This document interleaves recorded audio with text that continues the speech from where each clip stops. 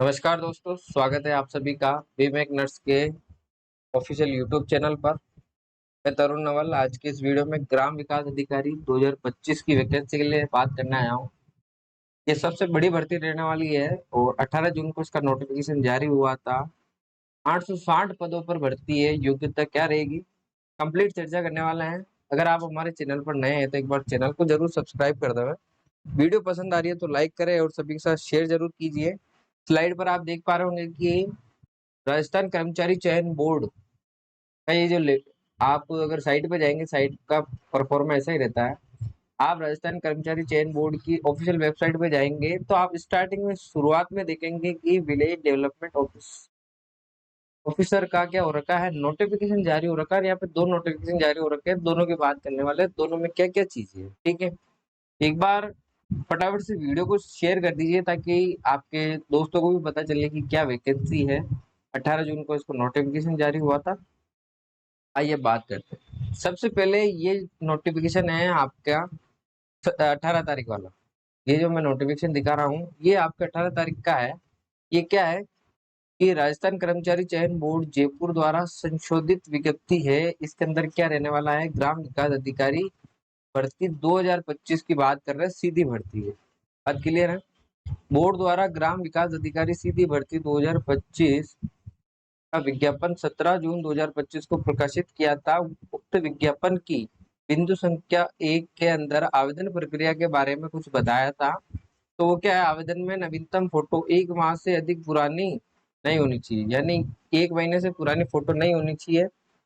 साथ ही साथ आपको अपलोड भी करनी है तो 1 माह से पुरानी फोटो अपलोड नहीं करनी है। साथ ही क्या कह रहा है, ये हाईलाइटेड देखिए, आवेदक को आवेदन पत्र भरते समय लाइव फोटो कैप्चर कर आवेदन सबमिट करने का प्रावधान किया जाता है। बिंदु संख्या 16 में भी क्या है, ये प्रावधान लागू होगा फोटो अपलोड करने के लिए दिशा निर्देश। ये उक्त प्रावधान इसमें क्या है, सम्मिलित है। कहने का सीधा सीधा मतलब ये है कि जब भी आप फॉर्म भरेंगे तो इस बार कर्मचारी चयन बोर्ड ने आपसे क्या मांगा है, एक तो लाइव फोटो मांगी है। ठीक है, फोटो 1 मंथ पुराना नहीं होना चाहिए, 1 महीने से पुरानी फोटो नहीं होनी चाहिए। बात क्लियर है। अब आगे हम बात करते हैं। आइए, ये हमारा यूट्यूब चैनल है। आप जाकर इस यूट्यूब पे वीमेक नर्स लिखेंगे और अगर इस क्यूआर कोड को आप स्कैन करेंगे, स्कैन करने पर ये हमारा सीधा यूट्यूब चैनल खुल जाएगा। वहां पर जाकर आप सब्सक्राइब कर लीजिए और अपने दोस्तों को भी इसका लिंक जरूर शेयर कीजिए ताकि उनको भी कोई नई वैकेंसी हो तो पता चले। मैं कोई भी राजस्थान की नई वैकेंसी आती है, चतुर्श्रेणी कर्मचारी भर्ती का मैंने वीडियो बना के डाला है। हाई कोर्ट के अंदर चतुर्श्रेणी कर्मचारी भर्ती की वैकेंसी आई तो उसका वीडियो बना के डाला है। जो भी नए अपडेट आते हैं मैं वीडियो के माध्यम से अपने इस चैनल पे जरूर बताता हूँ। तो आप चैनल को सब्सक्राइब करके इसके बेल आइकन पर क्लिक कर लीजिए। मेरा कोई भी नया वीडियो होगा तो आपके पास सबसे पहले पहुंच जाएगा। बात क्लियर है। आगे चलते हैं। अब बात करते हैं ग्राम विकास अधिकारी भर्ती सीधी 2025 की। ठीक है, इसमें कहा है कि ग्राम विकास अधिकारी के कुल 800 पद आए हैं। कितने, 800 पद। इसमें से गैर अनुसूचित क्षेत्र के 683 पद हैं और अनुसूचित क्षेत्र के 167 पद हैं। टोटल अगर पदों की हम बात करेंगे तो 850 पदों की यहाँ पर क्या हुई है, बात की गई है। फॉर्म का जो माध्यम होगा, ऑनलाइन आवेदन पत्र जमा होंगे। कहाँ पे, एसएसओ के माध्यम से होगा। बात क्लियर है। आगे चलते हैं। अभ्यर्थियों हेतु एक विशेष निर्देश दिए गए हैं। मैं आपको बताना चाहूंगा कि ये जो नोटिफिकेशन जारी हुआ है ये बहुत लंबा नोटिफिकेशन है। इसमें से कुछ इंपॉर्टेंट सामने मैं आपके सामने लेकर आया हूँ। बहुत सी चीजें ऐसी है जो मैं नहीं लेकर आया हूँ। अगर आपको उनकी जानकारी चाहिए तो मेरे वीडियो के डिस्क्रिप्शन बॉक्स में आपको एक लिंक मिलेगा, वहां से जाकर आप क्या कर लीजिए, डाउनलोड कर लीजिए। पूरा नोटिफिकेशन आपको मिल जाएगा, सब कुछ वहां पर दे रखा होगा। बात क्लियर है। ये कह रहा है ग्राम विकास एवं पंचायती राज विभाग की अधिसूचना 4/9। ये एक बार ये आप पढ़ लेना, मैं आपको मेन बताता हूँ। ये कह रहा है कि समान पात्रता परीक्षा यानी कि सीईटी, सीईटी क्या कह रहा है, स्नातक स्तर पर शामिल किया गया, यानी कि सीईटी ग्रेजुएशन लेवल की इसमें मांगी गई है। सीईटी ग्रेजुएशन लेवल चाहिए। स्नातक स्तर 2000 की परीक्षा बोर्ड द्वारा आयोजित करवाई गई थी कि जिसका परिणाम 12 फरवरी 2025 को जारी किया गया था। समान पात्रता परीक्षा 2024 की पात्रता परीक्षा के योग्य घोषित। अच्छा, जो सीईटी ग्रेजुएशन लेवल में पास हुए थे अभ्यर्थी, सीईटी ग्रेजुएशन में जो पास हुए थे 40 प्लस मार्क्स आए हैं, तो वो लोग क्या कर सकते हैं, इसके लिए एलिजिबल है। सबसे पहले तो ये बात क्लियर है। एक चीज ये कह रहा है हाईलाइटेड में कि आवेदक जिलों की प्राथमिकता क्रम ध्यानपूर्वक भरे, संशोधित अवधि के पश्चात इसमें किसी प्रकार का कोई फेरबदल और संशोधन नहीं किया जाए। जब भी आप फॉर्म भरेंगे तो आवेदक को जिलों की प्राथमिकता का ध्यान रखना है, जिलों की प्रायोरिटी का ध्यान रखना है। आप, मुझे पता है, स्वयं तो भरेंगे नहीं, ऐसे बहुत से स्टूडेंट हैं जो कि ग्रामीण इलाके से बिलोंग करता है, तो वो ई मित्र सीएससी के माध्यम से क्या करता है, फॉर्म को भरवाता है। तो ई मित्र वालों को इन सब चीजों की नॉलेज नहीं होती है, ये पूरा नोटिफिकेशन पढ़ते नहीं है, इनको समझ में भी नहीं आता, तो आप उनके पास में बैठ के डेस्कटॉप पे नजर रखकर फॉर्म भरवाइए। पहली बात तो आवेदन प्रक्रिया की यदि हम बात करें तो देखिए क्या है, ऑनलाइन एप्लीकेशन फॉर्म है, ऑनलाइन भरना होगा। इसमें बोर्ड की ये ऑफिशियल वेबसाइट दे रखी है, यहाँ पर जाकर आप पूरा नोटिफिकेशन भी डाउनलोड कर सकते हैं, देख सकते हैं क्या है क्या नहीं है।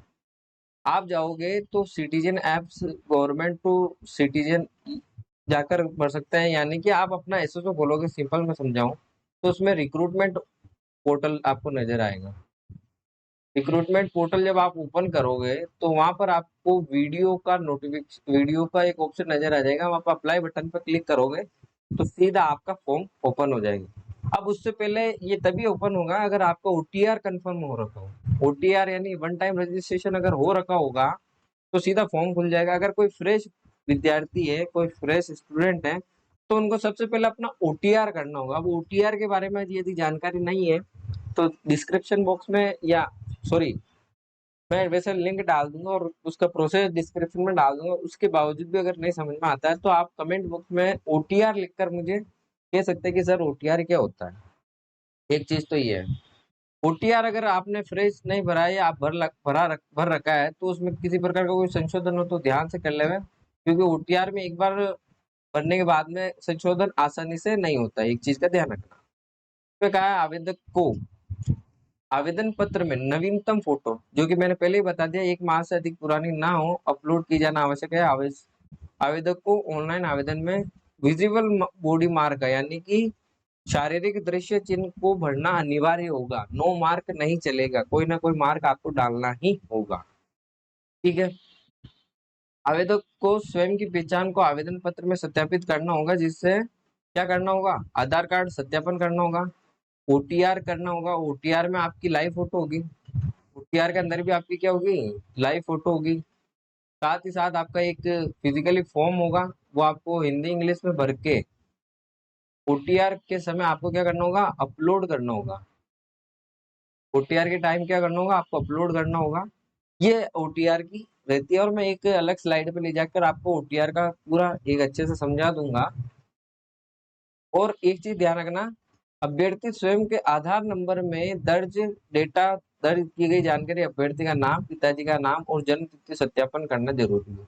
कोई चीज आपके फॉर्म में लगेगी।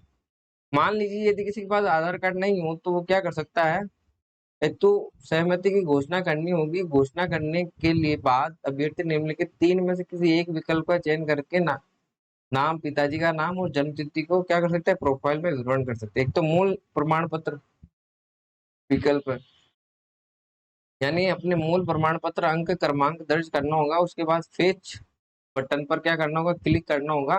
उससे डोमिसाइल या बोनाफाइड प्रमाण पत्रों को सत्यापित करना होगा, यानी कि आपका मूल निवास और जाति प्रमाण पत्र के माध्यम से आप क्या कर सकते हैं, अपना मूल निवास हो गया, साथ ही साथ क्या हो गया, जाति प्रमाण पत्र हो गया, उनकी सहायता से भी आप क्या कर सकते हो, डिटेल मैच करवा सकते हो। डिजी लॉकर पे जाके आपकी 10th और 12th की मार्कशीट है, वहां पे भी आप इसका यूज करके कर सकते हो। इस प्रकार से आप क्या कर सकते हो, और आप जो लॉन्ग नोटिफिकेशन है उसमें जाकर आप इस चीजों को ध्यान से पढ़ सकते हो। हाँ, ई मित्र पर यदि कोई ऑनलाइन आवेदन करवाता है तो ध्यान रखना उसके पास बैठ के करवाना है। कोई भी गलती होगी तो उसमें ई मित्र वाले की गलती नहीं मानी जाएगी, उसमें आपकी स्वयं की खुद की गलती मानी जाएगी। इस चीज का विशेष तौर पर ध्यान रखना, तभी आप फायदे में रहोगे। एक बारी पंजीयन शुल्क जमा करवाने हेतु अन्य किसी अन्य पोर्टल अथवा अच्छा, आप जब ओटीआर करोगे ना, तो ओटीआर के समय आपको दो तरह के पेमेंट होंगे, एक तो 400 रुपए के और एक 600 रुपए के।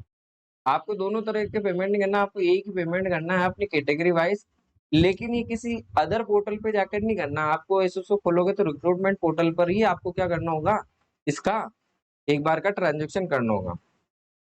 स्वयं के एसएसओ आईडी से करें, दूसरों की एसएसओ आईडी से नहीं करें। आवेदक को ऑनलाइन क्रमांक आवश्यक रूप से प्राप्त होगा। और हाँ, एक चीज ध्यान रखना, आप फॉर्म भर के प्रीव्यू करोगे तो वो सबमिट नहीं माना जाएगा। प्रीव्यू के बाद में सबमिट करने के बाद ही आपका फॉर्म सबमिट माना जाएगा। अब अपन बात कर लेते हैं एक बार ओटीआर की, जो कि वन टाइम रजिस्ट्रेशन कहलाता है, आपको सभी को पता होगा। अब आप अगर ग्रेजुएशन कर रखे हो तो आपको ओटीआर की पूरी पूरी नॉलेज होगी, अगर नहीं भी है तो एक बार हम बात कर लेते हैं। ये ई मित्र कियोस्क की सहायता से कर सकते हैं, अगर नहीं है, अगर आपके पास पीसी लैपटॉप है तो आप लोग कर सकते हैं। अब देखिए क्या है, 400 रुपये उन लोगों के लिए है जो कि इन कैटेगरी से बिलोंग करता है। राजस्थान के नॉन क्रीमिलियर श्रेणी के, अन्य पिछड़ा वर्ग के, अति पिछड़ा वर्ग एवं आर्थिक रूप से कमजोर वर्ग एवं अनुसूचित जाति और अनुसूचित जनजाति, इन लोगों के लिए 400 रुपये है। समस्त दिव्यांगजन हेतु 400 रुपये है। बाकी आपका क्या होगा, राजस्थान राज्य के अलावा ऐसे अभ्यर्थी जो अन्य राज्यों से करता है तो उनको भुगतान पूरा करना होगा। ठीक है, इस चीज का ध्यान रखना। पूर्व में एक बार ही पंजीयन शुल्क ओटीआर जमा करवा चुके अभ्यर्थी दोबारा शुल्क नहीं होगा। जिसका एक बार ओटीआर हो गया उनको वापस पेमेंट करने की कोई भी जरूरत नहीं रहेगी। बात क्लियर है। हाँ, एक चीज आप ध्यान रखना, 1 अप्रैल 31 मार्च को आयोजित की दो परीक्षा बीच में राजस्थान लोक सेवा आयोग ने, आपको पता हो तो, एक नोटिफिकेशन जारी किया था कि लगातार 2 परीक्षाओं में नहीं बैठने पर आपका ओटीआर क्या कर दिया जाएगा, ब्लॉक कर दिया जाएगा। ब्लॉक करने के बाद में यदि आप उसको ओपन करवाते हो तो एक बार में 750 रुपये लगेंगे। उसके बाद भी आप लगातार 2 परीक्षा में नहीं बैठते हो तो आपकी 1500 रुपये की पेनल्टी लगेगी। इस चीज का ध्यान रखना। आप अगर परीक्षा में बैठ पाएंगे तो ही आपको क्या करना है, फॉर्म भरना है। मजाक मस्ती में किसी के कहने से फॉर्म नहीं भरना है। बात क्लियर है। ये ग्राम विकास अधिकारी की गैर अनुसूचित क्षेत्र की लिस्ट है, जिसमें कैटेगरी वाइज आपको सीट मिल जाएगी, कितने पद खाली है क्या है, ये मैं आपको डिस्क्रिप्शन बॉक्स में डाल दूंगा, आप देख लेना। पूरा कंप्लीट है इसमें। देखिए कुल पद कितने हैं, महिला की परित्यक्ता, विधवाओं का कितना है, सामान्य, सब कुछ दे रखा है फुल डिटेल वाइज। आरक्षण की यदि हम बात करें तो आप देख सकते हैं अजमेर, बारा, भरतपुर, ये सब कुछ डिस्ट्रिक्ट वाइज आरक्षण दे रखा है, कितना क्या है। अब बात करते हैं, ये अनुसूचित क्षेत्र की है, तो टीएसपी नॉन टीएसपी क्षेत्रों की लिस्ट है, आप देख लेना, मैं डिस्क्रिप्शन में डाल दूंगा। अब बात करते हैं उत्कृष्ट खिलाड़ी संबंधित प्रावधान है, तो उनके लिए कुछ आपको बोनस मिल जाएगा, तो ये जरूर ध्यान रखना ना। ये अगर आप किसी खेल से बिलोंग करते हैं, ये जो मैं टिक लगा रहा हूँ इनमें से आप पढ़ कर देख लीजिए, तो आपको अपने खेल का सर्टिफिकेट जरूर अपलोड करना है साथ में। दिव्यांग जन के लिए क्या है, देखिए 1 लाख परमानेंट फिजिकल एम्पावरमेंट, 40 से 70% है तो वो दिव्यांगजन की श्रेणी में आएंगे। अगर 40 से 50% देखने में दिक्कत है, सुनने में प्रॉब्लम है, बोनापन है, एसिड पीड़ित है, तो ये लोग क्या होंगे, दिव्यांगजन की श्रेणी में आएंगे, तो आप इसमें आरक्षण का लाभ ले सकेंगे। इस चीज का ध्यान रखना। आपको इसमें क्या मिल जाएगा, आरक्षण का लाभ मिल जाएगा। इस चीज का ध्यान रखना। पात्रता और शैक्षणिक योग्यता की यदि मैं बात करूं तो सबसे पहले बच्चा आपके 12th प्लस स्नातक यानी ग्रेजुएशन होना चाहिए, ग्रेजुएट होना चाहिए। साथ ही साथ सीटी ग्रेजुएट, सीटी ग्रेजुएट क्या होना चाहिए, कंप्लीट होना चाहिए। ये चीज ध्यान रखना। ग्रामीण विकास एवं पंचायती राज विभाग की अधिसूचना के संशोधित कर, ये आप नोटिफिकेशन में देख लेना, इतना कुछ खास है नहीं। इसके स्नातक और राज्य सरकार द्वारा समतुल्य घोषित अर्हता, ये देख लेना। और इसके बाद में भारत से ये अगर ये भी आपके पास है तो ये भी चल जाएगा। अब आप ध्यान रखना, यहाँ पर ऑनलाइन आवेदन की शैक्षणिक योग्यता के सेक्शन में शैक्षणिक योग्यता, कंप्यूटर योग्यता, ये सब कुछ आप देख लेना। वेब स्टूल और श्रिंक ये कुछ दे रखे हैं आपको। जब भी आप सबसे पहले जब भी एक चीज का ध्यान रखना, ई मित्र वालों के पास जाओगे तो वहाँ फॉर्म भरवाओगे तो जो डॉक्यूमेंट्स अपलोड करेगा वो, जो आपके डॉक्यूमेंट्स स्कैन करेगा, तो उसको कहना है कि भैया एक तो टेढ़े मेढ़े डॉक्यूमेंट मत करना, मेरे डॉक्यूमेंट को प्रॉपर स्कैन कर तू, जो एरिया है उसी को स्कैन कर, फालतू अदर चीजों को स्कैन मत कर, ढंग से जो इसका साइज दे रखा है साइज के अकॉर्डिंग इसको क्या कर, सेलेक्ट करके इसको अपलोड कर। ये सारी चीजें इसमें दे रहे कि आप ध्यान से पढ़कर इस चीजों को समझ सकते हैं। यहाँ हम सिलेबस की बात करें, ये आपका सिलेबस है तो भाषा ज्ञान, सामान्य हिंदी अंग्रेजी, गणित, सामान्य ज्ञान, भूगोल और प्राकृतिक संसाधन, राजस्थान के संबंध, कृषि व आर्थिक संसाधन, राजस्थान का इतिहास, संस्कृति, कला, बेसिक कंप्यूटर। 200 नंबर का पेपर होगा, 160 प्रश्न आएंगे, 3 घंटे का समय मिलेगा आपको। बात क्लियर है? आगे चलते हैं। यदि आपको कोई डाउट रहता है तो आप कमेंट बॉक्स में कमेंट कीजिए। ओटीआर का मैं एक बार आपको समझा देता हूँ क्या प्रोसेस रहता है। सबसे पहले आप एसएसओ ओपन करोगे, एसएसओ ओपन करते हैं आपको रिक्रूटमेंट रिक्रूटमेंट पोर्टल ओपन करना है। फ्रेश बच्चे हैं तो सबसे पहले आपको ओटीआर करना होगा। ओटीआर करने से पहले एक चीज का ध्यान रखना, आपके जनाधार प्लस आपका आधार, इसमें आपकी क्या रहनी चाहिए, डिटेल एकदम सेव और सब कुछ सुरक्षित रहनी चाहिए। बात क्लियर है? आपके जब जनाधार और आधार में सारी चीजें सही है, कहने का मतलब आपका नाम, पिताजी का नाम, आपके mobile number, date of birth, ये सारी चीजें सब कुछ सही है तो फिर कोई दिक्कत नहीं होने वाली। उसके बाद में आपको क्या करना है, ओटीआर सेक्शन में ओपन करके जो भी डिटेल्स आपसे मांगता है, आप डिजी लॉकर से अपने डॉक्यूमेंट फेच करवा सकते हैं, आधार से फेच करवा सकते हैं। तो आधार से करवाना बेस्ट रहता है, और साथ ही साथ आधार से नहीं होता तो डिजी लॉकर आपके लिए बेस्ट है। ठीक है, आधार और डिजी लॉकर से करवाने के बाद में आपको केवाईसी करनी होगी। केवाईसी के लिए क्या होगा, एक तो आपको फिजिकली फॉर्म, वहाँ पे आपको उसका फॉर्मेट मिल जाएगा। फिजिकली फॉर्म को क्या करना है, डाउनलोड करके उसका प्रिंट लेके उसको हिंदी और अंग्रेजी में, हिंदी प्लस इंग्लिश दोनों में भर के क्या करना होगा, अपलोड। एक चीज का ध्यान रखना, जब इसको फॉर्म को भरो हिंदी और इंग्लिश में तो आपको खुद की हैंड राइटिंग में भरना होगा, किसी और से मत भरवा लेना, ये गलती मत करना। इसको अपलोड करने के बाद में आपको लाइव फोटो भी क्या करनी होगी, खिंचवानी होगी।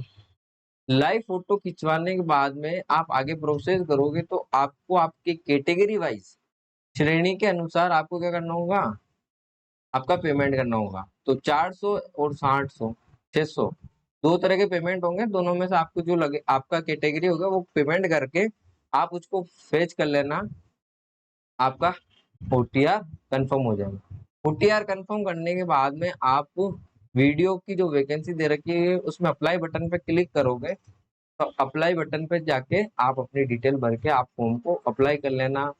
एक चीज का ध्यान रखना, प्रीव्यू नहीं करना है आपको, फाइनल सबमिट करने के बाद में उसका प्रिंट लेकर ही वहां से रवाना होना है ई मित्र से। चीज क्लियर, ध्यान है? वीडियो कैसी लगी है जरूर बताइए। किसी प्रकार का और कोई डाउट रहता है तो आप कमेंट बॉक्स में मुझे कमेंट कर सकते हैं। वीडियो पसंद आई है तो लाइक करें, सभी के साथ शेयर करें, ये बहुत बढ़िया वैकेंसी है। और भी कोई डाउट रहता है तो मिलते हैं एक नई क्लास में, आपका कमेंट का इंतजार रहेगा। धन्यवाद, जय हिंद, वंदे मातरम।